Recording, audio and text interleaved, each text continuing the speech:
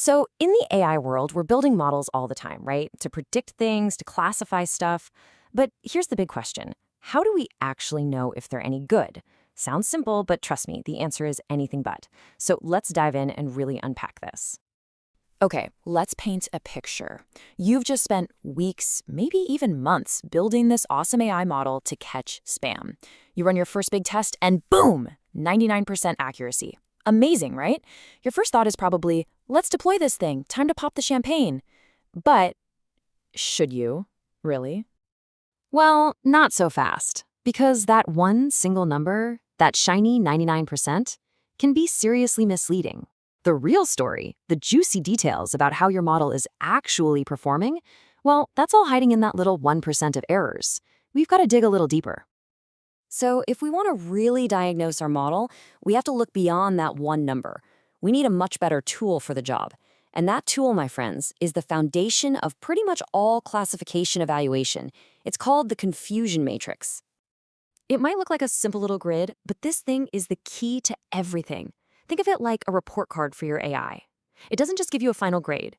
It shows you exactly where the model is acing the test, and maybe more importantly, where it's getting the answers totally wrong. All right, let's break this down box by box. First up, we have the true positive, or TP. This is a total win. The email was spam, and our model correctly shouted, "Hey, this is spam." It got it right. Easy peasy. Then, on the flip side, you've got the true negative, or TN. This is also a big win. The email was a totally normal, important message, and our model correctly said, nope, not spam, leave it alone. So, true positives and true negatives. These are the two boxes where our model is doing its job perfectly. Okay, now for the fun part, the mistakes. First, we have the false positive, or FP. This is basically your model crying wolf. It takes a perfectly good email, that super important one from your boss, and wrongly throws it into the spam folder. Yeah, not great. You could miss something critical. And then there's the other kind of error, the false negative, or FN. And honestly, this one can be even scarier.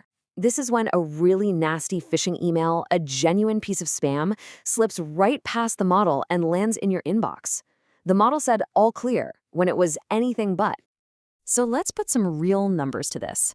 In this example, out of 150 emails, our model got 95 spam emails right, those are our true positives, and 45 normal emails right, our true negatives.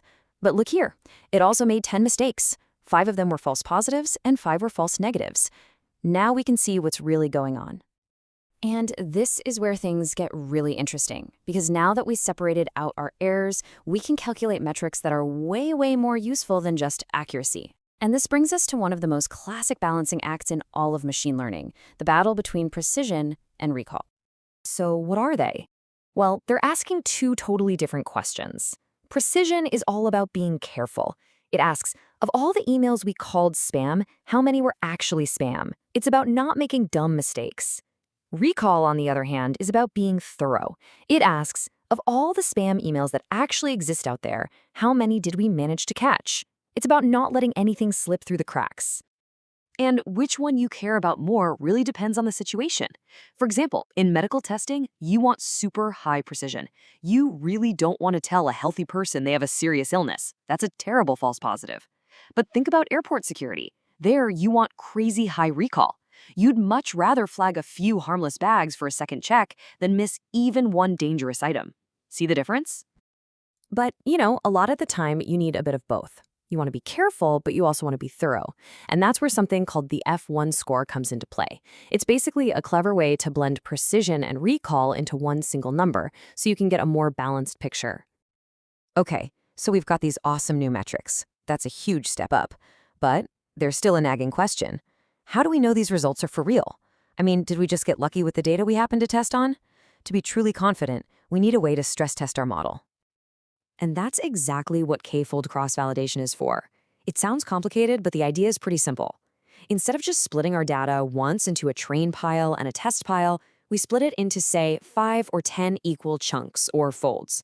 Then we just rotate which chunk is the test pile, over and over again. Check this out. Here we've split our data into 5 folds. We do 5 separate runs. First, we test on fold 1 and train on the rest. Then we test on fold 2 and train on the others. You see, we keep going. And look at the results. 70% accuracy, then 80%, then it drops to 60%. This shows you exactly why relying on just one test can be so dangerous. So what do we do with all these different scores? The final step is almost laughably simple. We just average them together. That average gives us a much more reliable estimate of how our model is really going to do out in the wild. So in this case, our trustworthy score is 74%. Okay, so we've got a great way to evaluate our models now. That's huge. But what about making them better? Well, one of the coolest and most powerful tricks in the book is to stop thinking about just one model and start thinking about building a whole team of them. This whole idea is called ensemble learning, and the concept is super intuitive. It's basically the wisdom of the crowd principle applied to AI. You take a bunch of different models, and by combining all their predictions, you usually get a much smarter, more robust answer than any single one could give you on its own. And there are 2 main ways to do this. On the left, you've got bagging. Think of this like having a bunch of students all take the same test independently at the same time. On the right, you've got boosting. This is more like a relay race, where each model is trained in sequence, and its main job is to fix the mistakes the model before it made. And they're not just different for the sake of it. They solve different kinds of problems. Bagging is fantastic for making your model more stable and consistent. It fights against overfitting. Boosting, on the other hand, is all about relentlessly hunting down and fixing errors, making the model more and more accurate with each step.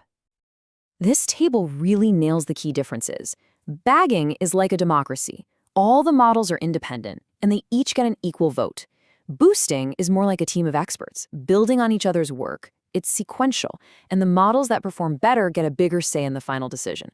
Totally different philosophies. So think about how far we've come. We started with a single misleading number, 99% accuracy, and now we have this entire toolkit. We can diagnose errors with a confusion matrix, measure what matters with precision and recall, build trust with cross-validation, and even improve performance with ensembles. We can really get under the hood now. So the only question left is, now that you have these tools, what are you going to build?